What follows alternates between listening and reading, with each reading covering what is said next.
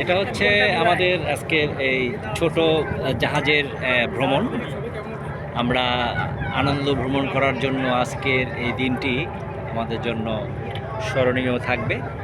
Portugal থেকে আজকেই প্রথম যে আমি এই ছোট্ট জাহাজে করে আমরা ৪৫ জন যাত্রীসহ এই দৃশ্য এবং এই লেক পরিদর্শন করার জন্য আমরা এসছি। আজকে ১৪ই অক্টোবর।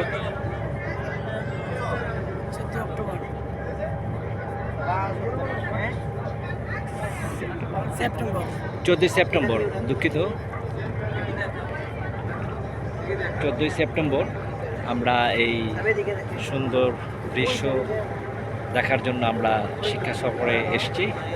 আমরা টোটাল শিক্ষা সফরে যাচ্ছি ১৬০ জন। ১৬০ জন। তো খুবই গোছালো।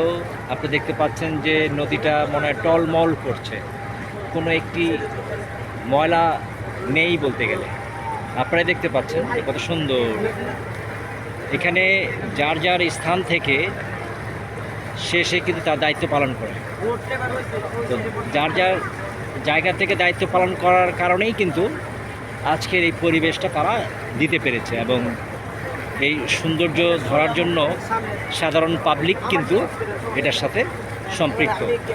তারা তাদের নিজ দায়িত্ব নিয়েই কিন্তু তাদের ময়লাগুলো নির্দিষ্ট স্থানে ফেলেন। তো এটার বলার কারণ হচ্ছে যে আমরা সাধারণত সিটি কর্পোরেশনের দায়িত্ব দিই, তারা পরিষ্কার করে না কেন, আমাদেরও কিন্তু দায়িত্ব থাকে। ঠিক আছে, আমরা যে ছোটোখাটো ময়লার বোতল বা এগুলা কিন্তু নির্দিষ্ট জায়গায় আমরা ফেলতে পারি।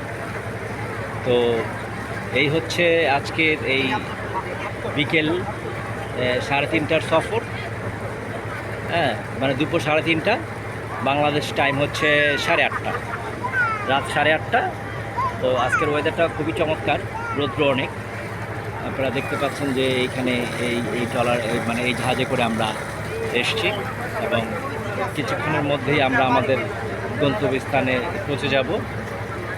তো আপনারা সবাই ভালো থাকবেন, সেই সাথে আবারও হয়তোবা দেখা হবে কোনো এক সময়। আমার সাথে আমার বন্ধু আছে, তার কথা না বললেই নয়, আমাদের রবি ভাই।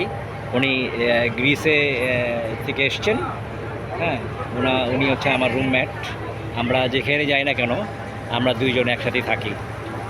ঠিক আছে, এই হচ্ছে তার মনের একটা মিল থাকে। সবার সাথে তো চলা যায় না, বন্ধুত্ব 2-1 জন হলেই হয়, বেশি লাগে না। ঠিক আছে, বন্ধুর মতো বন্ধু হলেই হয়।